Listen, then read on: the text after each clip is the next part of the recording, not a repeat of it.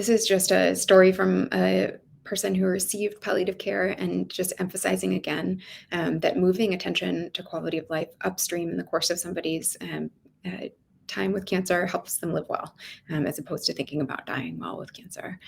So this person talks about how neuropathy affected their hands and their feet, and their hands are how they made their money. And being in pain, they shut themselves out and were staying in their room.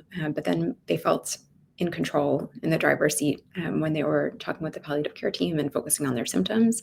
And they felt more empowered as they went through their cancer treatment. So that's just one example that I like about living well and dealing with symptoms. Next slide, please. And this is another analogy.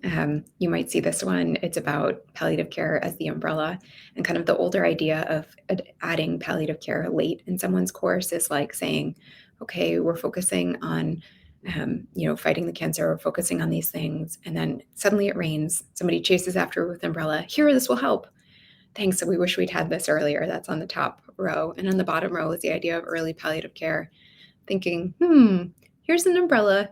You might not need this yet, but just in case. And then when someone's caught in a rain, they can just pop open their umbrella and they say, so glad we had this when we needed it. So that's the idea of just integrating that focus on quality of life. Sometimes it's dealing with symptoms that are happening right now, and sometimes it's anticipating things that might change, or at least having a quick connection if somebody is experiencing a change in their health. Next slide, please. One of the reasons I love palliative care is because I feel like when it's done well, it can address some of the broken aspects of healthcare. And for me, this is that holistic aspect of thinking about the whole person that can get lost sometimes in medicine. I think I definitely, in saying this, don't mean to disparage any of our oncology colleagues, because oncologists are amazing and definitely think about their patients as whole people without a doubt. And there are time constraints, there are focus kind of constraints that I think thinking about team management of people who are dealing with cancer and their families is really the how we achieve the best care for people. Next slide, please.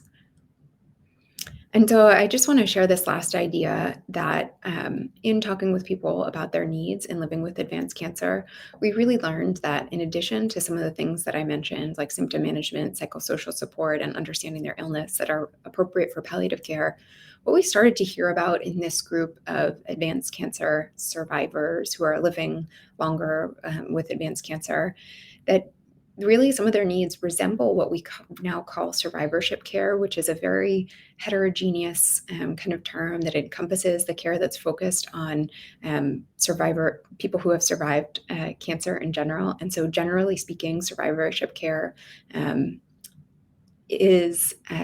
has been conceptualized as care that's appropriate for people with early stage cancer who've completed definitive therapy and then are kind of looking at cancer as in the rear view mirror and trying to kind of return to their lives. And for people with advanced cancer, cancer may never be in the rear view. It may be always part of their lives, but some of these survivorship aspects of how do I do care coordination? How do I think about health promotion and living well? How do I think about healthy behaviors and lifestyles to be in it for the long haul and take the most control of my treatment and experience. And so we're starting to think more about how to blend survivorship care and palliative care for the advanced cancer survivors that are emerging in this exciting new time. And I think of that as just really good patient-centered care.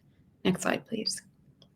Happy to take your questions and excited to share the panel with Ivy. And I just want to say thank you to all the patients and caregivers who are in our studies and the clinicians, my research mentors, Jennifer Temmel and Joseph Greer, and all of my research mentors and collaborators and research coordinators.